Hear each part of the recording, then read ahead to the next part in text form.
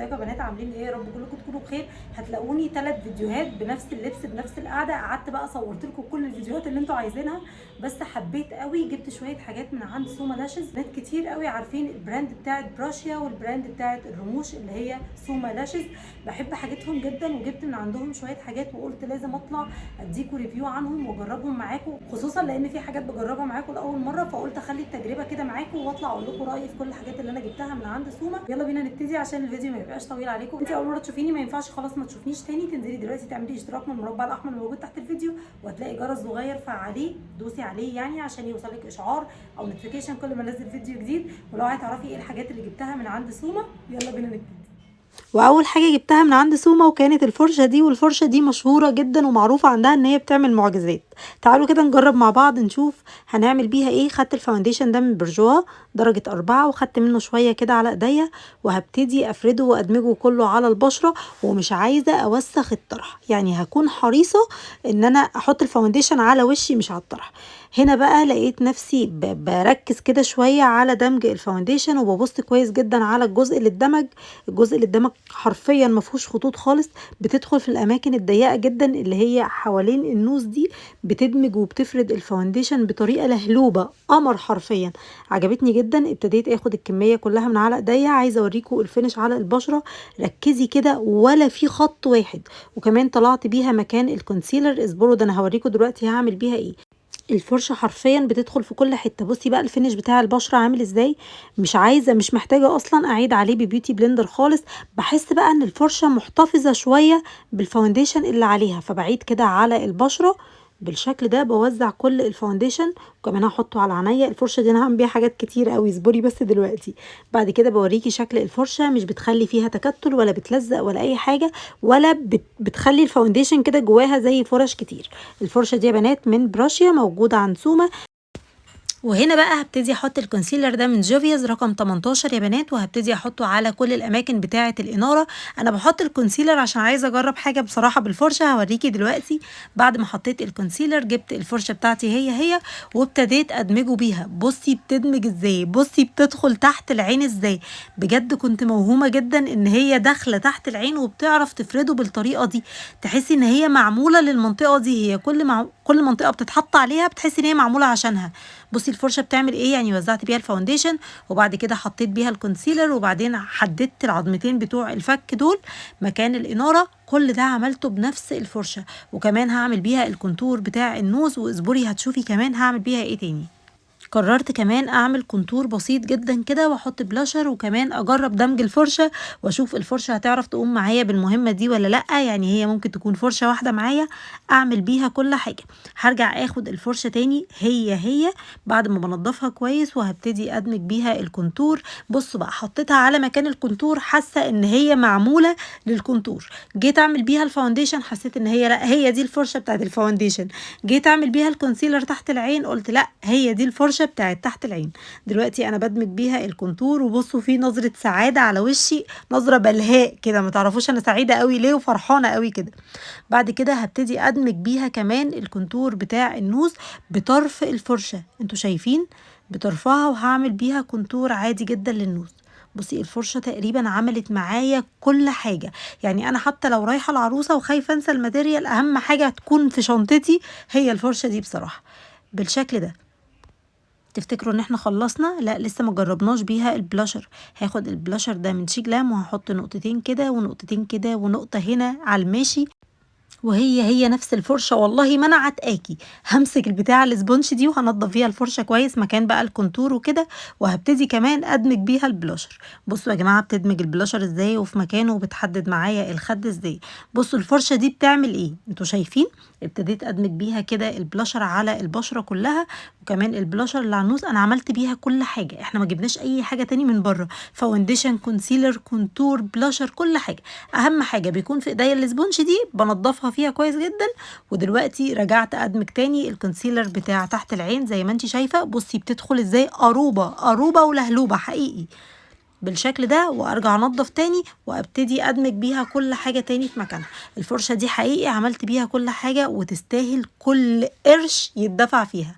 الفرشه دي يا بنات هتلاقوها عند سوما، هسيب لكم لينك الجروب بتاع سوما تحت في الديسكريبشن بوكس. عايزه اوريكم كمان جبت اختراع يا كوتش، حاجه كده تنجزني في الشغل وكمان تخلص لي البشره كلها في دمجتين زي ما قلت على الستوري.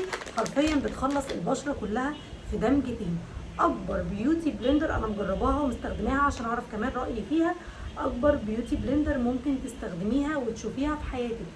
بصوا البيوتي بلندر قد ايه، تقريبا اقل من كف ايديا بحاجه بسيطه جدا. تعالوا كده اوريكم هي جوسي عامله ازاي وطريه قوي قوي قوي. دي مش مبلوله، دي انا كنت استخدمتها وخلاص نشفت. لما بتبليها حجمها كمان بيتضاعف. بمجرد ما بتدمجي بيها البشره كده بتكون حلوه قوي وبتخلص معاكي بسرعه جدا. وبالذات لو انت بتبتدي تشتغلي على الجسم وعلى الرقبه هتخلص معاكي الموضوع بسرعه قوي وبتدمج بطريقه بروفيشنال قوي. ليها كام زاويه تعرفي تشتغلي منهم، في الكورنر بتاعها ده وفي كمان الكورنر بتاعها ده. يعني انتوا شايفين هي شغاله معاكي من كذا اتجاه، في ده وفي ده وكمان في ده. ودمجها حلو قوي وكمان طريه قوي وجوسي جدا، ممتازه بصراحه. وهنا بقى الموضوع قد اغراني جدا ان انا اجرب بقيه الحاجات عند سوما اللي هجربها برضو لاول مره، وكانت الباف سبونش دي الاولانيه واللي طلعتها لكم كمان دلوقتي. دي بقى حاجه كده اختراع، خدت بيها شويه لوز باودر وهبتدي اثبت تحت العين، وهعمل لكم مقارنه بينها وبين واحده تانية دلوقتي وهوريكم بنفسكم الفرق عامل ازاي. في حته كده فيها بتدخل في اضيق الاماكن بتاعه الكورنر من جوه، بتظبطها حلو جدا وبتثبت البشره حلوه قوي قوي قوي. السبونج الحته دي بتدخل ازاي، عندي منها كذا واحده مش من عند سوما. فده بصراحه الفرق بين العاديه وبين بتاعه سوما. اولا بتاعه سوما ناعمه جدا جدا جدا، ما بتاثرش على الميك اب، مسها ناعم على الميك اب ما بتحركوش ولا حتى بتجرحه. الثانيه برده حلوه جدا، بس بتاعه سوما ذكيه شويه في حاجه، تقدر تدخلك في الكورنر الضيق ده، بتقدر تطلع معاكي لغايه مدمع الرموش. بنات كتير قوي المنطقه دي بتسيح منهم والايلاينر بيسيح منهم والمدمع بيسيح منهم عشان مش بيكون متثبت تحتيها بباودر. فوانتي بتثبتي العين بصي بتطلع معاكي لغايه فين، فيها بوز كده او فيها كورنر شويه بتدخل معاكي لغايه جوه، على عكس التانيه لما بتيجي تدخل بتبقى عريضه. بصوا دي من دي، بصوا دي واصله فين ودي واصله فين. حرفيا عجبتني جدا ومعرفتش غير لما جربتها بايديا وابتديت ان انا اثبت بيها ولقيتها بتدخل جوه البشره قوي. نيجي بقى اللي انا حرفيا عشقتها وخلتني اخلص بسرعه قوي، وهي الباف سبونش دي من عند براشيا.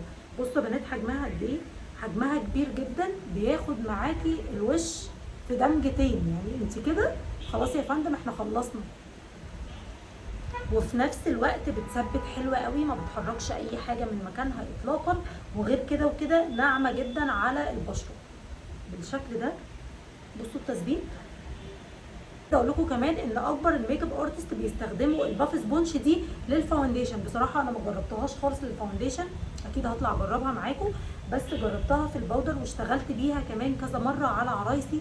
خطيره خطيره خطيره، بتنجز وبتساعدني ان انا اخلص اسرع. ممكن كمان تثبتي بيها تحت العيون، بس التانيه عجباني ان هي بتدخل في الكورنر بتاع العين، بتنجز معاكي جدا في الشغل. فلو انت ميك اب ارتست السيت دي هتبقى خطيره معاكي. ومش بيجوا كده بس، لا ده كمان بيجي معاهم كمان الاثنين بتوع الكونسيلر الكيوت الصغيرين، بيجي معاها باف سبونش على شكل قلب كده. فالثلاثه دول بيكونوا حلوين جدا. دي تقدري تحطيها في ايدك طول ما انت شغاله عشان لما تقربي على بشره الكلاينت بتاعتك ما تبهدليش الميك اب.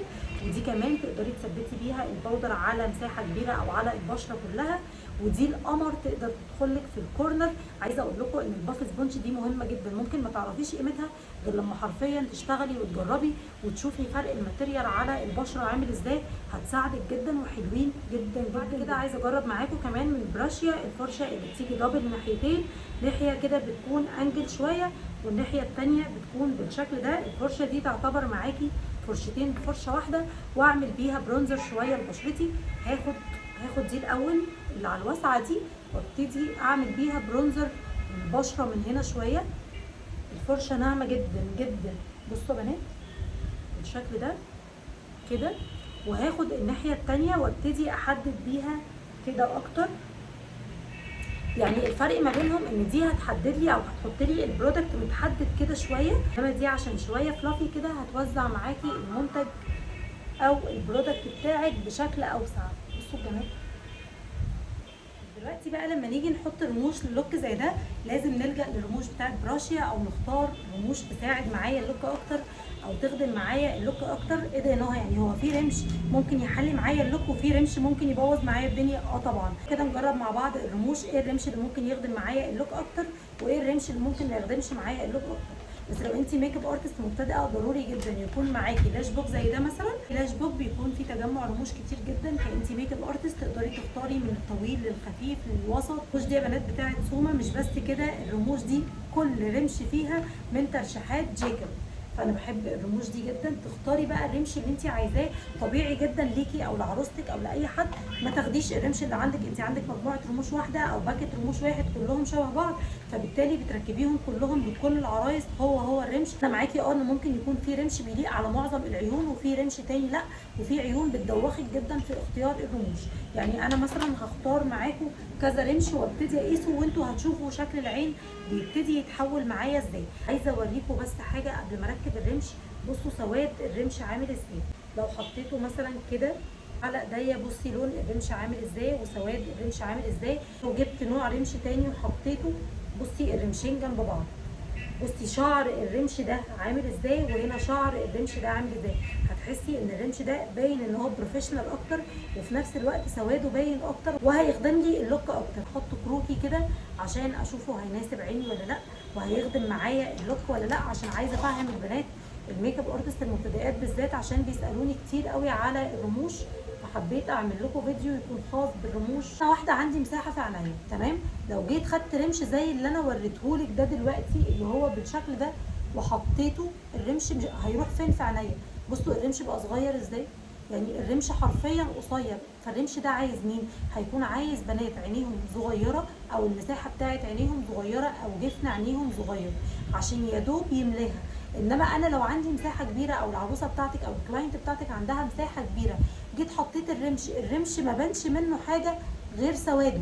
شايفين بقى في اكني حاطه طبقه مسكره لان الرمش مش مناسب هنا لعينيا. بصوا هنا بقى بان من الرمش ايه؟ بان من الرمش سواده. تمام، تعالي كده نشيل الرمش. تعالوا كده نجرب مقاس اكبر شويه ونشوف المقاس ده هيخدم معايا اللوك ولا لا وهيكون مناسب على شكل عيوني ولا لا. هاخد مثلا الرمش كده هيكون قصير من قدام وطويل من ورا، وضروري اول ما باخد الرمش بعمل له كده مساج. بصوا السواد، بصوا الرمش عامل ازاي وشعر الرمش عامل ازاي. وهبتدي احطه كده بنات بالشكل ده. كده الرمش باين معايا اكبر وبقى مساحته اكبر شويه وبقى مناسب شويه للمساحه بتاعه عينيا. النقطه دي عشان تركزوا فيها كويس جدا وتعرفي تختاري رموش للكلاينت بتاعتك عامله ازاي وتعرفي ايه الرمش اللي هيكون مناسب معاكي اكتر وهيكون لايق كمان عليكي وعلى شكل عينيكي. طيب الرمش اللي بيكون قصير من قدام وطويل من ورا اللي بيجي بالشكل ده، الرمش ده بيعمل لي ايه؟ الرمش ده بيساعدني على سحب العين اكتر. زي مثلا انا عينيا مدوره وانا عايزه اسحب معايا العين شويه، فانا بحط الرمش يكون قصير من قدام طويل من ورا عشان يديني سحبه شويه للعين. تعالوا كده نجرب مع بعض رمش ثالث. كده نجرب مع بعض الرمش الكثيف ده والتقيل ده. طيب انت يا نهى ينفع تحطي لنفسك رموش كثيفه وتقيله؟ اه طبعا ينفع، لان انا عندي مساحه عين. امتى تحطيها وامتى ما تحطهاش؟ ما بحطهاش لما بكون عايزه الاي شادو بتاعي يبان، عشان انا ممكن احط رمش برده يكون الرمش حلو جدا وفي نفس الوقت دارالي شكل الشادو بتاعي خالص. شوف شكل الرمش ده عامل ازاي. خدوا بالكم احنا بنحط بس الرمش كروكي. تمام، بصي بقى هنا الرمش سيبك ان هو متعلق على الهواء، بصي الرمش هنا واصل لغايه فين. هل الرمش ده ينفع تركبيه لبنوته عندها مساحه صغيره؟ لا. هل الرمش ده ينفع اركبه لبنوته عينيها مبطنه؟ لا. طب في الحاله دي هيعمل ايه؟ في الحاله دي هيطلع لها لغايه حواجبها. افهمي النقطه دي كويس قوي. في الحاله دي انا لازم اختار رمش يكون مقاسه مناسب على العين اللي قدامي وعلى المساحه اللي قدامي. تعالوا كده نجرب الرمش ده رمش تاني خالص من اللاش بوك. طب فايدة اللاش بوك هنا ايه؟ فايدة اللاش بوك هنا ان هي فيها تنوع رموش ومقاسات رموش مختلفة، اقدر ايا كان العين اللي قدامي او المساحة اللي قدامي او العروسة اللي قدامي اعرف اختار لها شكل الرمش المناسب اللي هيخدمها وهيخدم اللوك. رموش واحدة او شكل رموش واحد هو اللي عندي وببتدي احطه على العيون كلها لا انا بعرف كويس جدا اختار شكل الرمش اللي هيخدم معايا اللوك. كمان في لوكات بتكون محتاجه منك رمش يكون طويل، وفي لوكات تانية بيكون محتاج منك رمش خفيف وسيمبل. يا رب تكون الفكره واصله لكم او المعلومه واصله لكم كامله. عندك حلين، يا تجيبي لاش بوك فيه تنوع الرموش اللي انت محتاجاها. في كمان حاجه نسيت اقول لكم عليها، في رموش يا بنات بتكون طرفيه بس. الرموش الطرفيه بس بتتحط فين؟ بتتحط في اخر الرمش بس، يعني ما بتتحطش على العين كلها او ما بتتحطش من اول العين، عشان في بنات ما بتبقاش فاهمه انت عايزه الرمش بتاعك يركب من هنا بس. بصي دي من اكتر الرموش اللي حرفيا انا بعشقها، ولا بتوجع في العين ولا بتزاولك ولا بتزاول عروستك ولا بتحسي ان في حاجه حرفيا موجوده على عينيكي. هو رمش طرفي، هو زي ما انت شايفاه كده. بصي هو الحته دي بس. فاكرين زمان لما كنت بقول لكم بجيب الرمش وبقصه على 2 وباخد الجزء الاخير بتاعه من ورا اركبه رمش طرفي؟ دلوقتي في رموش طرفيه جاهزه زي كده، يا دوب بتاخدي الرمش وبتركبيه، تاخدي الرمش وبتبتدي تركبيه في الجزء اللي ورا من العين بس. الجزء اللي قدام ما بيبقاش فيه مزاوله، ما بيبقاش فيه مشكله، ما بيبقاش فيه شكه اللي البنات بتحس بيها. الشكه بتجيلك على حسب نوع الرموش اللي انت بتستعمليها. في رموش بتكون بتشك جامد جدا اللي هي بلاستيك قوي فطول الوقت وجعاك طول الوقت بتشكك، وفي رموش تانية لا. يعني انا الطرفي ده عاجبني قوي قوي، عاجبني وحاسه ان هو خادمني وخادم اللوك وخادم عيني بصراحه. بس انا عايزه اجرب لكم حاجات تانية برضو. فزي ما قلت لك لو انت ميك اب ارتست تقدري تجيبي اللاش بوك ده. طب لو انت اللاش بوك ده غالي عليكي ومش عارفه اجيبه يا نهى، مش عارفه اجيب كميه الرموش دي، كمان تجيبي باكت خماسي. يعني انا جايبه الباكت ده من عند سوما. بصوا يا بنات هتلاقوه خماسي، يعني كل اللي موجودين فيه 5 بس. بس ال5 اللي انت بتختاريهم، 5 اشكال الرموش اللي موجوده في الباكت، انت بتختاري الشكل اللي انت عايزاه والديزاين اللي انت عايزاه. يعني تقدري تجيبيهم متنوعين، هتلاقي من الخفيف للوسط للوسط للاتقل، فهماني؟ بتختاري شكل الرمش اللي انت عايزاه. يعني مثلا لو جيت اجرب معاكم الرمش ده، الرمش ده بالنسبه لي مجرم. عارفين الرمش المجرم اللي هو ايه؟ رمش انا عايزه ادور بيه العين. شايفين كل رمش بيخلي شكل العين مختلف ازاي؟ الرمش ده انا عايزه اخلي العين دي مدوره مش مسحوبه. شايفين عمل لي عينيا دايره ازاي؟ لو انت بصالي بصي كده هتلاقي العين معايا بقت دايره مش مسحوبه على ورا. مفيش الوينج بتاع الرموش اللي طالع من ورا. الرمش ده ممكن احطه لمين؟ احطه للعيون المبطنه لان هو قصير جدا وهيساعدني.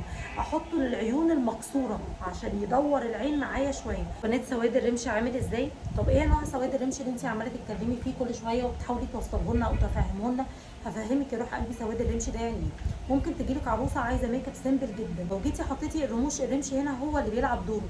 سواد الرمش بتاعك هو اللي بيظهر معاكي اللوك قوي وبيخلي العين متحدده. لو جيتي عملتي اللوك سيمبل جدا وحطيتي الرمش اللون بتاعه على جري، عشان زي ما انت عندك رموش سوادها فاحم، عندك كمان رموش بيبقى درجتها جري. السواد الباهت ده لو جيت حطيته هيخلي اللوك باهت معايا اكتر. ففي الحاله دي بختار رمش يكون سواده فاحم عشان يخدم معايا اللوك ويظهر معايا اللوك اكتر. فهمتي فكره سواد الرمش دي انا بتكلم فيها على ايه؟ يعني بصي هنا، بصي السواد، بصي الرمش ده سواده عامل ازاي وفي نفس الوقت سحب العين ازاي. واخدين بالكم؟ العين بقت رايحه كده بسحبه، على عكس من شويه كان في رمش مدور او مدور لي العين اكتر. وصلتكم؟ فهمتوا انواع الرموش وفهمتي ازاي تختاري الرمش، وبتختاري الرمش على اساس العين عامله ازاي. الرمش المسحوب، الرمش المدور، الرمش الكثيف، الرمش اللي سواده تقيل، الرمش اللي سواده خفيف، كل ده بيفرق معاكي في اشكال الرموش. الرموش دي من احلى الرموش اللي ممكن تشتغلي بيها. تقدري تجيبي الباكت الخماسي وتشكليه كمان على مزاجك. اللي موجوده فيه من مفضلات العالمي جيكوب. انا كمان هعمل باكت رموش لنفسي، هختار كل رمش بحبه او كل رمش حسيت ان هو خدم لي اللوك، او كل رمش. طبعا انت لما بتجيبي باكت رموش وبتلاقيها حلوه معاكي بتكرريها. ده اللي انا ناويه اعمله في اللاش بوك بتاعي، اعمل لاش بوك يكون خاص بيا بالرموش اللي حبيتها بالديزاين اللي حبيته. كل رمش حبيته احطه في اللاش بوك. هيكون اللاش بوك ده من مفضلاتي انا. مفيش رمش واحد هختاره مش هينفع في شغل، مفيش رمش واحد هختاره ما يخدمليش لوك العين وما يخدمش العروسه اللي قدامي ويطلع لها شكل العين كده واو. هتلاقوه برده موجود بعد كده في الجروب عن سوما. هتلاقوا برده اللينك بتاع سوما تحت في الديسكربشن بوكس، تقدري تختاري من عندها كل انواع الرموش اللي انت عايزاها بالشكل ده. بعد ما قعدت اقيس اشكال كتير قوي عشان اختار رمش، الرمش ده من لاش بوك رقم 8. بعد كده في حاجه مهمه جدا لازم تاخدي بالك منها. بصي بقى، خط الرمش بتاعك، شايفه خط الرموش بتاعك في قبليه حته فاصل كده شايفاها، ما ينفعش الحته الفاصل تفضل فاضيه كده عشان ما يبانش ان بمشي معاكي فيك قوي، احنا صحاب خدع بصريه اللي طول الوقت ان الحاجه اللي قدامنا قلقت بين طبيعيه قوي. فانا هجيب القلم ده، تقدري تجيبي اي قلم ايلاينر عندك، استخدم القلم ده من برو إيد اللي هو ناحيه ايلاينر وناحيه حواجب، وهبتدي اعمل ايه، هبتدي ارسم هنا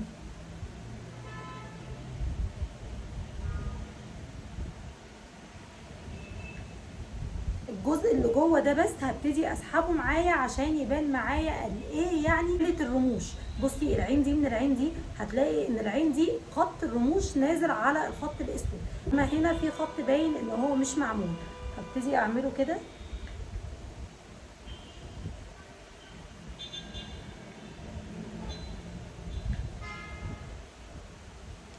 بالشكل ده عشان يبقى خط الرمش بتاعي كمان. اقول لكم حرفيا انا بعشق الحاجه بتاعت براشيا، الحاجه بتاعت براشيا كواليتي عاليه قوي، سعر ممتاز، في نفس الوقت بتديكي نتيجه، الحاجه اللي بتحلي شغلك. من كتر ما جربت ومن كتر ما اشتغلت ومن كتر ما جبت براندات كتير قوي بقيت عارفه ايه اللي هيحلي شغلي وايه اللي لا. وفي حاجات تاني جبتها من عند براشيا بصراحه، جبت من عندها طقم الفرش البروفيشنال ده ست فرش بتيجي كده تقريبا 6 فرش بس بروفيشنال يا بنات، جدا جدا جدا حرفيا دول عايزين فيديو لوحده. بيجي معاكي طقم 6 فرش كده، ما 6. بصي بقى كل فرشه واستخدامها. معانا فرشه مثلا الفرشه دي بتاعه دمج، والناحيه الثانيه الفرشه الفلات دي اللي تقدري تنطقي بيها الحاجب، تقدري تحطي بيها حاجه تحت خط الرموش. الفرشه حرفيا بروفيشنال جدا، ده غير كمان ان الكواليتي بتاعه الفرشه وشعر الفرشه يجننوا. عارفين الفرش اللي انا دايما بتكلم معاكم فيها اللي هي بتدمج لوحدها، فرش سوما من انواع الفرش اللي حرفيا بتدمج لوحدها. نيجي تاني فرشه معايا، الفرشه اللي هي برضو تقدري تستخدميها تحت خط الرموش، بس الناحيه الثانيه معاها اسبولي تسرحي بيه شعر الحاجب. عارفين بقى استغلال للفرشه كل المقاييس، يعني الفرشه ما تبقاش من هنا فرشه والناحيه الثانيه فاضيه، لا هي حرفيا مستغليه الفرشه. يعني دي بدل ما يبقى معاكي واحده بس لا انت معاكي 2، ودي بدل ما يبقى معاكي واحده بس انت معاكي 2. نيجي بقى للفرشه اللي حرفيا كانت عجباني جدا في الطقم ده، وهي فرشه الحواجب. فرشه الحواجب بروفيشنال جدا جدا جدا، هتكلم معاكم عن الطقم ده في فيديو حرفيا لوحده من كتر ما الفرش اللي فيه بروفيشنال وعجباني قوي. بصي رفع الفرشه، مش هتلاقي فرشه استخدمتيها ولا هتستخدميها بالرفع ده ايا كانت البراند ايا كانت الماركه بتاعتها. الناحيه دي فرشه حواجب، وبرده الناحيه الثانيه الاسبولي بتاعت الحواجب. في الطقم فرشه بروفيشنال جدا، الفرشه بتاعه الايلاينر، الفرشه اللي تعرفي ترسمي بيها ايلاينر وكمان تعرفي تعملي بيها وانتي مرتاحه الوينج بتاع الايلاينر من قدام. وعايزه اقول لكم ان انا الفرشه دي كمان بستعملها في تحديد الشفايف، بتطلع لي تحديد الشفايف مع العرايس خطيره خطيره خطيره. ودي كانت من طقم الفرش او ست الفرش اللي بيجي في الشنطه البينك دي. فرشتين من عندها، الفرشه اللي جيكوب بيشكر فيها جدا، الفرشه البروفيشنال قوي بتاعه الرموش السفليه اللي تقدري تحطي بيها مسكره في الرموش السفليه، او كمان تقدري تدمجي بيها اي حاجه تحت خط الرموش. الفرشه دي خطيره، تعالوا كده نجرب مع بعض نحط بيها مسكره في الرموش السفليه. ما قال كده وانا كان نفسي اجرب بصراحه ازاي هحط بيها في الرموش السفليه ازاي. تعالوا كده نجرب مع بعض. عايزه مرايه، عايزه مرايه، استنوا. تعالوا كده نجرب.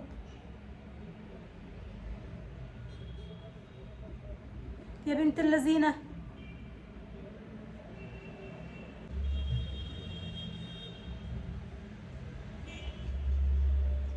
يا بنت اللذينه. بصوا يا بنات، بصوا الفرشه اصلا حطيت لي مسكره ازاي. يعني انا كان ليا راي تاني وكان ممكن استعمل الفرشه دي في دمج اي حاجه تحت العين، بس هي حرفيا الفرشه حطيت لي مسكره. وبالذات لو انتي بتخافي المسكره تبوظ لك الدنيا او تبوظ لك تحت العين، فالفرشه تقدري ترفعي بيها الرموش كده وبعدين تقدري تنيمي بيها الرموش بتاعتك كده. بس هي حرفيا الفرشه حطت لي مسكره تحت خطيره. اخر فرشه معايا في ست الفرش دي، الفرشه دي اللي تقدري تحطي بيها الروج. انا الفرش عندي ملهاش قاعده، يعني انا ما بعرفش استخدم فرشه لحاجه واحده، الفرشه على حسب ما استريحت معاها ببتدي اتعامل. يعني الفرشه دي ممكن احط بيها البلاينر عادي جدا، ممكن احط بيها الروج عادي جدا، ممكن استخدمها في المدمع هنا عادي قوي، ممكن احط بيها اي حاجه تحت خط الرموش. انا زي ما قلت لكم الفرش بالنسبه لي ملهاش قاعده، وانا عشان بحب الفرش بتاعه سوما جدا. اقول لكم للامانه اي طقم بينزل بكون حابه جدا ان انا اجيبه من عندها. عندها، لان فعلا الفرش عندها بروفيشنال جدا، فعندها كذا ست فرش تقدري تختاري منهم. هسيب لكم برده اللينك بتاع سوما تحت في الديسكربشن بوكس. واخر فرشتين جبتهم من عندها، جبت الفرشتين اللي هم دول، الفرشه بتاعه الهايلايتر اللي انا بحبها، بصوا انا مستعملاها اصلا. الفرشه بتاعت الهايلايتر دي اللي هي بتحط الهايلايتر وبتدمجه كده في نفس الوقت، وجبت منها المقاس الصغير عشان اعرف احط بيها تحت الحاجب، او احط بيها على النوز بس، او احط بيها في المنطقه دي، عشان انا بحب اوزع الهايلايتر كده قوي زي ما انت ارتست، وبتدوري حرفيا على فرش بروفيشنال وتنفع معاكي للشغل، وكمان تعرفي تستغلي الشنط او المقلمه او الحاجات الجميله اللي بيجي فيها الفرش دي، تعرفي تشيلي فيها الفرش بتاعتك. من احلى انواع الفرش والرموش اللي ممكن تحتاجيها في حياتك. اخر حاجتين جبتهم من عند سوما، كل حاجه بتيجي بباكج كده لوحدها.